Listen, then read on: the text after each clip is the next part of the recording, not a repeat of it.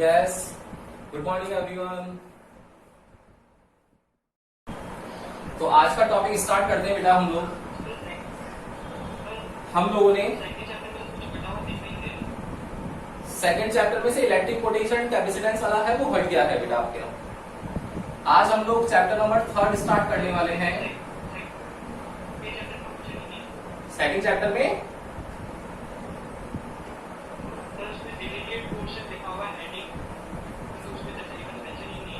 हाँ तो नहीं है ना, मैं भी तो यही बोल रहा हूँ कि सेकंड चैप्टर नहीं है आप लोगों के सिलेबस में। मैं भी यही बोल रहा हूँ कि सेकंड चैप्टर नहीं है आप लोगों के सिलेबस में। उसमें मैंने लेकिन इलेक्ट्रिक पोटेंशियल करवाया है आप लोगों को, ठीक है ना। करंट इलेक्ट्रिसिटी देखो, सबसे पहले आज हम लोग इस करंट इलेक्ट्रिसिटी को समझने के लिए 10th क्लास वाला टॉपिक है आप लोगों का, 12th में एज इट इज आया है, ठीक है। तो करंट इलेक्ट्रिसिटी में बेटा सबसे पहले समझने के लिए हम लोगों को वही चलना पड़ेगा, ओम्स लॉ पर। ओम्स लॉ क्या था भाई? ओम्स लॉ सबको पता है आप लोगों को, जो जिन्होंने मुझसे पढ़ा है पहले प्रीवियस क्लासेस में, मैंने उनको भी सिखाया था वहां पर कि ओम्स लॉ हम लोग पढ़ते हुए आते हैं V प्रोपोर्शनल I, ओके। लेकिन ये V प्रोपोर्शनल I नहीं होता है, ये I प्रोपोर्शनल V की फॉर्म में है। ये V प्रोपोर्शनल I गलत है। कैसे गलत है उसका रीजन बता दूंगा मैं आप लोगों को, अभी देखना। सब जरा ध्यान से समझो। अगर मुझे एक सर्किट बनाना है, समझ के देखना कि एक इलेक्ट्रिक बल्ब है, इस बल्ब के लिए एक रजिस्टर लगा दिया मैंने, एक स्विच और बैटरी लगा दी यहां पर, और एक एमीटर लगा दिया। ये प्लस और माइनस। क्या होने वाला है, क्या सिखा रखा आप लोगों को फर्स्ट चैप्टर में बेसिक क्लासेस में मैंने, कि भाई करंट का फ्लो जो होता है वो होता है फ्रॉम पॉजिटिव टू नेगेटिव। तो करंट का फ्लो पॉजिटिव टू नेगेटिव होने वाला है, कोई दिक्कत ही नहीं है इसमें। तो करंट के फ्लो की वजह से यहां पर ये ग्लो करने लगेगा। अब मुझे ये सोच करके बताओ कि क्या विदाउट बैटरी यहां पर करंट फ्लो हो सकता है क्या? यस और नो बोलो। क्लियर है ना कि भाई यहां पर जब तक ये जो पोटेंशियल डिफरेंस है, देखो आ गया पोटेंशियल डिफरेंस, मैंने इसलिए पढ़ाया सेकंड चैप्टर इलेक्ट्रिक पोटेंशियल, बाकी काम का नहीं है। पोटेंशियल डिफरेंस आप लोगों को पता है, 2 पॉइंट से बीच में डिफरेंस होगा पोटेंशियल का। देखो तो यहां पर ये प्लस और ये माइनस है। अगर लेट सपोज ये मैंने यहां पर स्विच जो है इसका ऑफ कर दिया, स्विच नहीं लगा रखा है, बताओ क्या पोटेंशियल डिफरेंस सेटअप होगा क्या इस बल्ब के टर्मिनल्स पर? नहीं होगा। तो इसका मतलब हम लोग ये समझ सकते हैं कि पहले पोटेंशियल डिफरेंस सेट होता है, देन उसके बाद करंट का फ्लो होता है। या फिर ऐसा होता है कि बैटरी लगाई नहीं रखी है और करंट का फ्लो हो गया डायरेक्ट। ऐसा पॉसिबल है क्या? नहीं है ना। इस चीज को हम लोग डेली रूटीन के एग्जांपल से भी समझ सकते हैं कि भाई आप लोगों के पावर हाउस से जो लाइट आ रही है पोटेंशियल डिफरेंस की फॉर्म में आ रही है। मैंने बताया था वायर्स पर पोटेंशियल होगा, घर में आ गया पोटेंशियल डिफरेंस हो गया 2 रूम्स के बीच में। तो जब तक घर पे जो मीटर बोर्ड है हमारा, वहां पोटेंशियल नहीं आएगा, तब तक क्या हम लोग अपने जितने भी अप्लायंसेज है इलेक्ट्रिक अप्लायंसेज क्या रनिंग कंडीशन में ला सकते हैं क्या? नहीं ला सकते ना। मतलब बिना पोटेंशियल के करंट का फ्लो नहीं होता है। पोटेंशियल रहेगा देन उसके बाद करंट का फ्लो होगा, ना कि पहले करंट फ्लो हो जाएगा बाद में पोटेंशियल सेट होगा। ये तो फिजिकल एविडेंस है। देखो इस वाले डायग्राम, इस वाले एक्सप्रेशन में क्या है कि करंट का फ्लो हो रहा है देन पोटेंशियल सेटअप हो रहा है। तो जितना करंट इंक्रीज हो रहा है उतना पोटेंशियल इंक्रीज हो रहा है। हुई या नहीं हुई गलत चीज ये बताओ? यस और नो? हो गई ना। यहां देखो, यहां बिल्कुल सही चीज है क्या कि पहले पोटेंशियल डिफरेंस सेटअप होगा, फिर पोटेंशियल डिफरेंस इंक्रीज होगा, देन उसके अकॉर्डिंग करंट भी सर्किट में इंक्रीज होगा। मतलब V प्रोपोर्शनल I को हम लोगों को क्या लिखना पड़ेगा? रॉन्ग है। I प्रोपोर्शनल V हमारा बिल्कुल ठीक है। ये तो फिजिकल एविडेंस हो गया कि बिना पोटेंशियल डिफरेंस से करंट का फ्लो नहीं होता है। इस सर्किट डायग्राम में भी हम लोगों को ये चीज समझ में आने लग गई। अब अगर मैथमेटिकली देखें हम लोग, तो मैथमेटिकली कैसे देखेंगे बेटा? देखो V प्रोपोर्शनल I है, एक तरफ I प्रोपोर्शनल V है, I प्रोपोर्शनल V है। देखना मैं अगर यहां पर प्रोपोर्शनल साइन हटाता हूं तो क्या आएगा? एक कांस्टेंट आएगा IR, जिसको आप लोग ओम्स लॉ बोलते हो। ये बिल्कुल ठीक है, V इक्वल टू IR ठीक है, V प्रोपोर्शनल I ठीक नहीं है। अब देखना अगर मैं इसको मान के चलूं V इक्वल टू IR को, तो क्या कंक्लूजन निकल रहा है यहां पर कि अगर सर्किट में I कांस्टेंट होगा तो V प्रोपोर्शनल R होगा। V proportional I, V proportional R होगा और V प्रोपोर्शनल I होगा।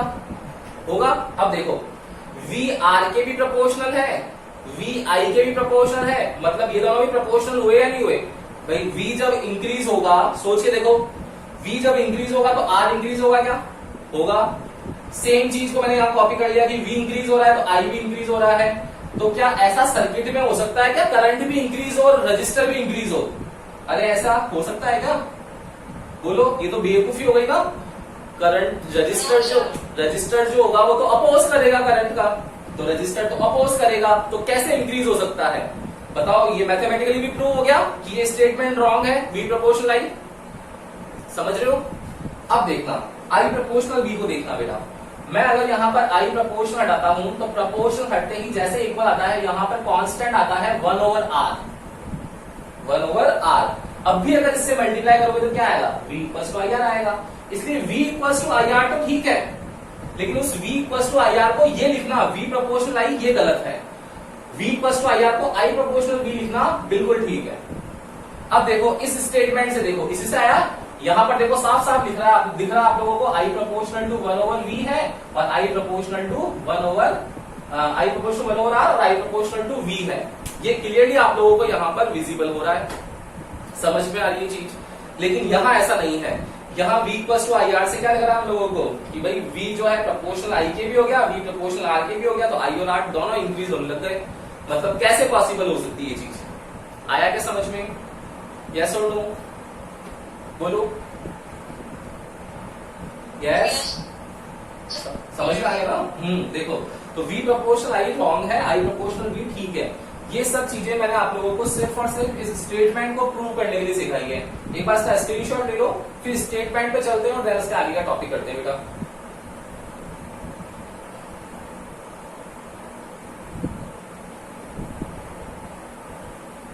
यस, ले लिया स्क्रीनशॉट? यस। अब हम लोग इसके स्टेटमेंट पे चल रहे हैं। स्टेटमेंट क्या लिखेंगे बताओ? अब इसका I प्रोपोर्शनल V से स्टेटमेंट क्या लिखेंगे बेटा बताओ?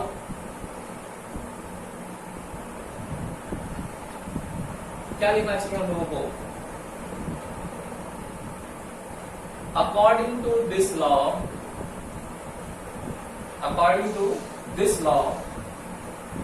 इफ फिजिकल कंडीशन में क्या क्या आता है? फिजिकल कंडीशन में जैसे लेंथ है, रेडियस है, टेम्परेचर है, रेजिस्टिविटी है, ये सब कांस्टेंट रहे, फिजिकल कंडीशंस होती है। तो according to this law, if physical condition remains constant, then current in the electric circuit is directly proportional to the applied potential difference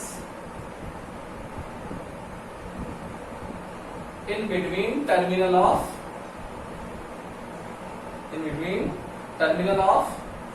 register लिख दो, चाहे इलेक्ट्रिक अप्लायंस लिख दो।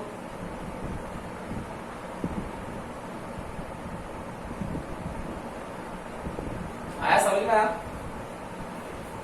I प्रोपोर्शनल टू V लिखेंगे हम लोग, therefore I equals to 1/R multiplied by V और V equals to IR हम लोग लिख सकते हैं।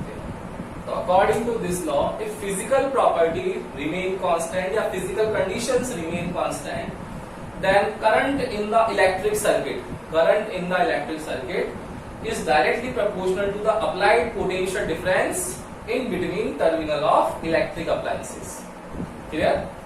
एक बार इसका स्क्रीनशॉट ले लो, देन इसके आगे हम लोग चलते हैं।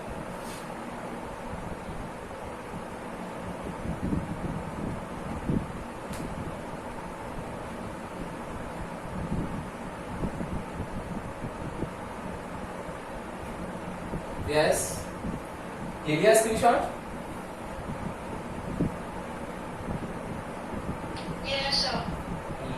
अरे सब जने सो गए क्या? बोला करो भाई, रिस्पॉन्स दिया करो। Yes sir.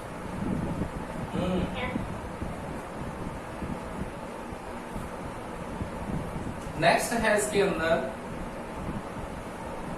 जो आप लोग पढ़ते हुए आए हो पहले भी, इसमें हम नया टॉपिक सिखाता हूं आप लोगों को। किसी जगह रेजिस्टेंस की हम लोगों को वैल्यू निकालनी है, और अगर आप लोगों को ग्राफ दे रखा है तो ग्राफिकल मेथड से हम लोग कैसे निकाल सकते हैं? ग्राफिकल मेथड से हम लोग वैल्यू कैसे निकाल सकते हैं? 10th क्लास वाला है। कैसे? 10th क्लास और 11th क्लास को कंबाइन करना है। लेट सपोज अगर आप लोगों को एक ग्राफ दे रखा है, मैं अगर आप लोगों को बोलता हूं कि I प्रपोर्शनल V है, तो I प्रपोर्शनल V है, तो मैंने बेटा 11th क्लास में क्या सिखाया था कि प्रपोर्शनल आएगा, इसका मतलब ग्राफ कैसा होगा? Straight line. I यहां पर मैंने ड्रॉ कर दिया, V यहां ड्रॉ कर दिया, तो मेरा जो ग्राफ होने वाला है वो ये आने वाला है, स्ट्रेट लाइन। अब अगर मुझे ग्राफिकल मेथड से वैल्यू निकालनी है R की, तो कैसे निकाल सकते हैं? कि लेट सपोज जो भी आप लोगों के पास ग्राफ है उसका स्लोप कितना है, तो हम लोगों ने कंसीडर कर लिया क्या? थीटा। अब देखो मुझे वैल्यू निकालनी है, तो वैल्यू कौन सी पता है बेटा? इसके अगेंस्ट में कौन सी वैल्यू पता है आप लोगों को? देखो मैं अगर यहां से परपेंडिकुलर ड्रॉ कर लेता हूं, ये परपेंडिकुलर ड्रॉ कर लिया, तो आपको सबको समझ में आ रहा है कि थीटा के सामने सर ये परपेंडिकुलर होगा, 90 डिग्री के सामने ये हाइपोटेनस होगा, और ये मेरा बच जाएगा बेस। क्लियर? तो मुझे यहां पर एंगल कौन सा निकालना होगा? तो एंगल निकालने के लिए मैं पीवीपी एचएचवी पे जाऊंगा। मुझे सबको यहां पर आप लोगों को सबको दिख रहा होगा कि ये जो वैल्यू है परपेंडिकुलर की, ये वैल्यू परपेंडिकुलर की क्या वाई एक्सिस के इक्वल है क्या? क्योंकि वाई एक्सिस और ये वाली लाइन पैरेलल है, और पैरेलल लाइन के बीच में डिस्टेंस भी सेम रहेगी, मतलब ये वाली वैल्यू तो मेरी किसकी हो जाएगी? ये जो दे रखा है v की, बेस गिवन है मुझे, और परपेंडिकुलर ये किसके इक्वल हो जाएगा? I के इक्वल हो जाएगा, परपेंडिकुलर I के इक्वल हो जाएगा। ठीक है, बताओ क्या हाइपोटेनस गिवन है क्या? नहीं गिवन है ना। तो इस पीबीपी एचएचवी में हाइपोटेनस कहां का आ रहा है? साइन थीटा में और कॉस थीटा में। मतलब साइन और कॉस को अप्लाई यहां पर नहीं हो सकता। बचा क्या कि हमको क्या गिवन है? परपेंडिकुलर गिवन है, बेस गिवन है, तो परपेंडिकुलर बेस के लिए क्या अप्लाई करना चाहिए? tan theta. इट मींस इस ग्राफ का जो स्लोप है, इस ग्राफ का जो स्लोप है वो स्लोप आप लोगों का किससे फाइंड होने वाला है? tan थीटा से। और ये जो tan थीटा होता है ये हमेशा परपेंडिकुलर अपॉन बेस, या हम लोग बोलते हैं परपेंडिकुलर मतलब y एक्सिस, बेस मतलब x एक्सिस। तो कितना आ जाएगा इससे? tan theta equals to v over i। y axis पे क्या है? i है, सॉरी। तो tan theta equals to i over v, और i ओवर v की वैल्यू क्या निकाल सकते हैं? देखो i equals to 1 over r multiply v, तो i ओवर v कितना आ जाएगा? 1 ओवर r। कितना आएगा इससे? i ओवर v की वैल्यू 1 ओवर r, मतलब tan थीटा इक्वल्स टू हो गया 1 ओवर r। तो अगर मुझे रेजिस्टेंस निकालना है तो मुझे क्या करना पड़ेगा? रेजिस्टेंस निकालने के लिए tan थीटा की वैल्यू को लिखना पड़ेगा, tan थीटा फाइंड करना पड़ेगा, ऑटोमेटिक वो क्या आ जाएगा? रेजिस्टेंस की वैल्यू आ जाएगी। यस और नो? आई क्या चीज समझ में? Yes sir. क्लियर है ना? कर लोगे सब जने? 10th क्लास का कॉन्सेप्ट था, फिर 11th क्लास में आप लोगों को 2D मोशन 3D मोशन पढ़ाया था, वहां से पढ़ लिया होगा। और मैथमेटिक्स के बच्चे तो फटाफट से समझ गए होंगे, क्योंकि m निकालते ही हो, स्लोप निकालते हुए आए हो, y equals to mx plus c। तो एक बार इसका स्क्रीनशॉट ले लो, और फिर इसके आगे हम लोग क्वेश्चंस करते हैं इसके ग्राफिकल मेथड पे बेस्ड। यस सर, ले लिया। हो गया? अब देखो आप लोगों के क्वेश्चंस आया करते थे, वही सेम क्वेश्चंस आप लोगों के 12th में भी हैं। कैसे क्वेश्चंस? अगर आप लोगों को एक ग्राफ दे दें, एक तरफ v लिख दिया, एक तरफ i लिख दिया, और ओरिजिन पॉइंट से आप लोगों को दो स्ट्रेट लाइन दे दी और उनके ऊपर वैल्यूज लिख दी R1 और R2। आप लोगों को पूछा जाएगा क्वेश्चन में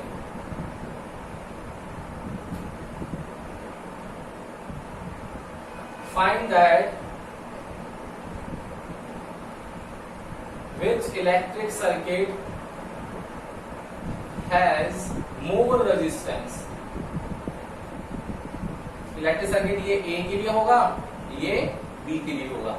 क्वेश्चन आएगा आप लोगों के पास, find that which electric circuit has more resistance. R1 ज्यादा है या R2 ज्यादा है, यह आप लोगों को बताना पड़ेगा. बताओ भाई, करो सॉल्व. यस, 1 मिनट है आप लोगों के पास, बताओ फटाफट से. R1 ज्यादा है या R2 ज्यादा है? R1 ज्यादा है, सर R1 ज्यादा. R1 ज्यादा है, सबको लग रहा है. भाई हम लोगों को यहाँ पर कॉन्सेप्ट से जाना है. कॉन्सेप्ट क्या है हमारा, कि जब भी अगर हम लोगों को स्ट्रेट लाइन होगी और स्लोप फाइंड करने को बोला जाएगा तो हम लोग tan थीटा से करेंगे. और tan थीटा हमेशा याद रखना है y ओवर x होगा. जो y की वैल्यू पहले वो लिखनी है, देन उसके बाद x की वैल्यू लिखनी है. तो tan थीटा कितना आएगा, y की वैल्यू कितनी है v, x की वैल्यू कितनी है i. तो v ओवर i किसके इक्वल होता है, r के. इट मींस क्या होगा, tan theta equals to r के इक्वल आ गया. मतलब जिसका थीटा ज्यादा होगा उसका r भी ज्यादा होगा. देखो R2 के लिए ये θ2 लिख देते हैं, R1 के लिए θ1 है. मतलब क्लियरली आप लोगों को दिख रहा है कि θ1 ग्रेटर देन है θ2 से. दैट मींस R1 भी ग्रेटर देन होगा किससे, R2 से. यस और नो? Yes sir. इजी है ना. सेम अगर यही क्वेश्चन में आप लोगों का चेंज कर दूं, एक बार स्क्रीनशॉट ले लो उसका. आ रहा, समझ में आ रहा है? यश, अजमत, कुणाल, आरती.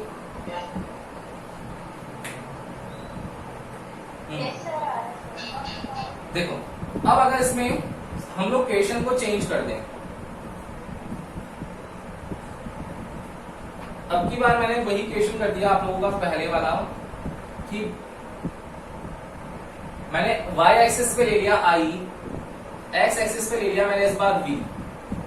और फिर आप लोगों से यही सेम क्वेश्चन पूछा जाए, find that which electric circuit has more resistance. अब आप लोग क्या आंसर देने वाले हो, बताओ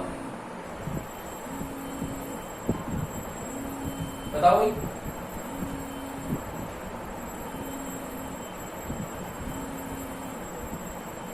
अब आप लोगों का यहां पर क्या आंसर आएगा, इजी है बहुत.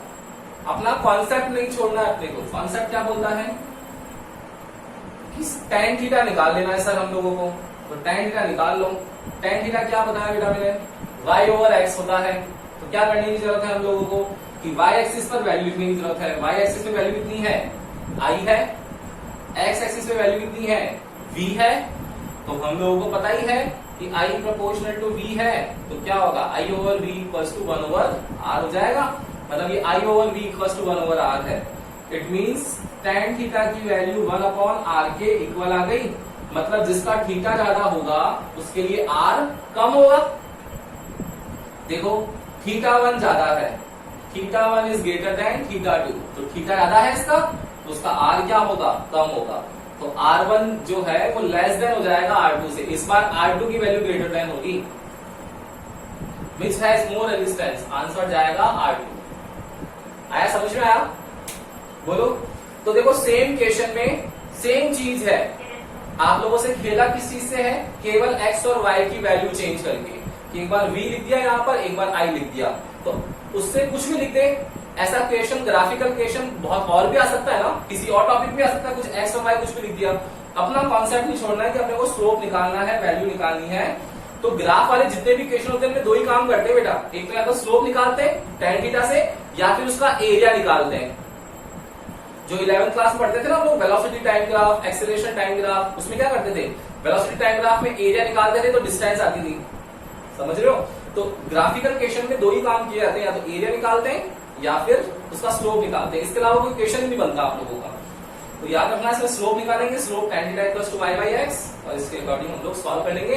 तो साफ दिख रहा है हम लोगों को यहाँ पर कि हमारा R1 की वैल्यू कम है कंपैरेटिवली R2 की. आ गया, समझ में आया? यस और नो? आ गया? Yes sir. तो हम लोगों के पास में यहाँ पर R की वैल्यू निकालने का सेकेंड मेथड आ गया, हम लोग यहाँ आर की वैल्यू निकालना सीख रहे हैं भाई। आप लोगों के अभी जो न्यू सिलेबस है उसमें सिर्फ और सिर्फ आर की वैल्यू निकालने का तरीका बताया हुआ है आप लोगों को। तो वैल्यू ऑफ आर निकालने के मेथड है, कौन कौन सा मेथड है? फर्स्ट तो है आप लोगों का वही ओम्स लॉ जो आप लोग पढ़ते हुए आए हो, r equals to v by i. Second method अभी भी हम लोगों ने देखा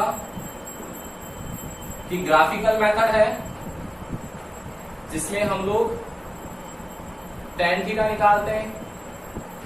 और अब थर्ड मेथड है आप लोगों का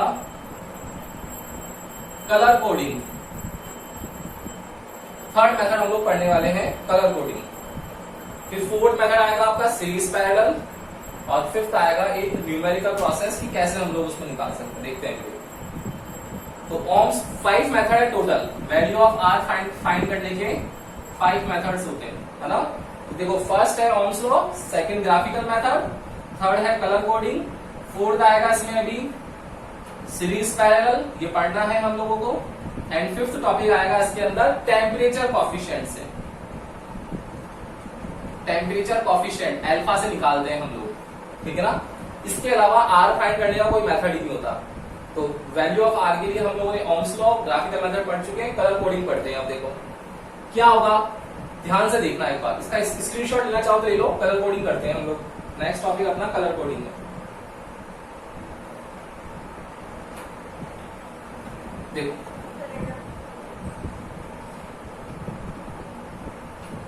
कलर कोडिंग काफी इजी है बेटा। इसमें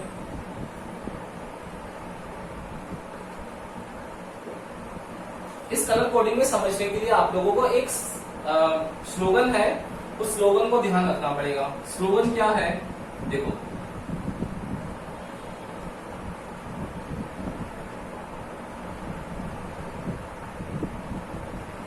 ये स्लोगन है, क्या है कि एक बंगाली आदमी है ना, बंगाली जो होते हैं उनका सरनेम रॉय होता है मैक्सिमम का, उसका नाम है बीबी रॉय, ठीक है, बीबी रॉय। बंगाली है, चला गया, पढ़ने में अच्छे होते हैं, चला गया कहां पर, ब्रिटेन। तो ब्रिटेन का अगर हम लोग नाम लेते हैं तो क्या लिखते हैं, ग्रेट ब्रिटेन, ठीक है। तो बीबी रॉय ग्रेट ब्रिटेन चला गया, जॉब लग गई, शादी करेगा, तो वहां से लेकर आया वेरी गुड वाइफ। रह जाएगा याद सरनेम, ये पूरा स्लोगन याद रह जाएगा इसका। देखो बीबी रॉय ग्रेट ब्रिटेन चला गया और ग्रेट ब्रिटेन से क्या लेकर आ गया, वेरी गुड वाइफ, ठीक है, जो पॉसिबल नहीं होती है।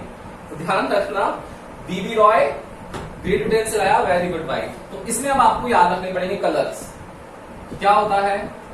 ये ब्लैक कलर है, ये ब्राउन कलर है, ये रेड कलर है, ये ऑरेंज है, ये येलो है, जी टेंट्स और green, now blue, violet, grey and white, ये याद रखना पड़ेगा। इसमें आप लोगों को सीक्वेंस के अकॉर्डिंग ही याद रखना है। अगर आप लोगों ने ऊपर नीचे कर दिया मिस्टेक हो जाएगी आप लोगों से। तो ध्यान रखना, जो 2 बी है उसमें फर्स्ट वाला बी ब्लैक के लिए है, सेकंड वाला जो बी है वो ब्राउन के लिए है, और थर्ड वाला बी जो है वो ब्लू के लिए है। ये याद रखना भाई, ये 3 बी है और 2 जी है। जी में फर्स्ट वाला जी ग्रीन के लिए है और सेकंड वाला जी ग्रे के लिए है। अगर आप लोग उसका ऊपर नीचे कर दोगे सीक्वेंस, गलत हो जाएगा आप लोगों से, ठीक है ना। अब इनकी वैल्यूज लिखते हैं। तो इनकी वैल्यूज जो होती है वो क्या होती है, तो वैल्यू स्टार्ट करते हैं। तो बेटा स्टार्ट करते हैं 0 से। तो 0, 1, 2, 3, 4, 5, 6, 7, 8 और 9, 0 to 9 तक लिख देना है आप लोगों को सीक्वेंस में, ओके। देन उसके बाद आप लोगों को यूज करना पड़ता है इसका मल्टीप्लायर। क्या यूज करना पड़ता है, मल्टीप्लायर। मल्टीप्लायर कुछ नहीं है, डेसिमल वैल्यूज होती है मल्टीप्लायर। और डेसिमल वैल्यूज क्या होती है कि जो भी आप लोगों के पास में यहाँ वैल्यू दी हुई है उसको आप लोगों को 10 की पावर में इंक्रीज करना है। देखो तो यहाँ पर 10 टू पावर 0, यहाँ क्या हो जाएगा 10 to power 1, 10 to power 2, 10 to power 3, 4, 10 to power 5, 10 to power 6, 7, 8, 9। Clear. तो कलर कोडिंग में हम लोगों ने क्या सीखा अभी कि एक स्लोगन है बीबी रॉय Great Britain very good wife, वहां क्या उसके लिए हम लोगों ने वैल्यूज लिख ली, उसके लिए मल्टीप्लायर वैल्यूज लिख ली हम लोगों ने। क्लियर है? ये याद आ जाएगा आप लोगों को? मल्टीप्लायर अभी समझ में आएगा, डेसिमल वैल्यूज में काम आएगा। कल हम लोग करेंगे इस चीज को। अभी आप लोगों का क्लास भी कुछ 2-3 मिनट बचे हैं तो क्लास ओवर हो जाएगी आप लोगों की। अभी के लिए आप लोग ये ध्यान रखो कि कलर कोडिंग हम लोग सीख रहे हैं एक टॉपिक, उस टॉपिक में हम लोगों ने अभी तक केवल एक स्लोगन याद रखा है और स्लोगन है बीबी रॉय Great Britain very good wife, जिसमें आप लोगों को कलर याद रखने हैं कि फर्स्ट बी ब्लैक के लिए है, सेकंड बी ब्राउन के लिए, थर्ड बी जो है ब्लू के लिए है, सेम फर्स्ट जी ग्रीन के लिए, सेकंड जी जो है वो ग्रे के लिए है। ये याद रखना है और 0 to 9 तक कोडिंग करनी है और उसको पावर में इंक्रीज करना है। बस अभी इतना सा ध्यान रखना है। इसके कुछ रूल्स हैं कि कैसे हम लोग रेजिस्टेंस की वैल्यू लिखेंगे, कैसे उसको सॉल्व करेंगे, वो आप लोगों को हम लोग अब कल करवाएंगे। ओके, तो कल मिलेंगे हम लोग। इसके आगे एक बार इसका स्क्रीनशॉट ले लो, ले लिया? और रेगुलर पढ़ना है बेटा, कहीं भी आप लोगों को अब छोड़ना नहीं है वापस, है ना? हो गया रिलैक्स आप लोगों का 4-5 दिन का। अब ईयरली एग्जाम जो अपना फाइनल है, एम है, उसके लिए हम लोगों का प्रिपरेशन करनी है कंटिन्यू। Okay, good day.